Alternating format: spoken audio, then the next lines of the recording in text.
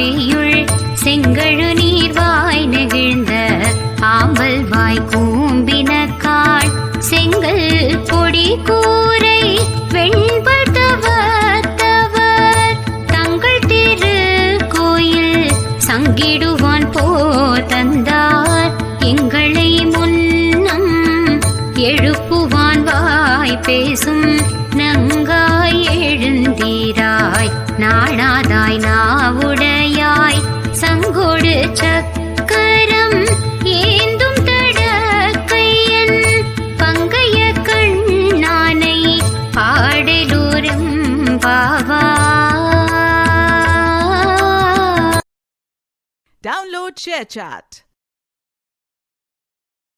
Download ShareChat.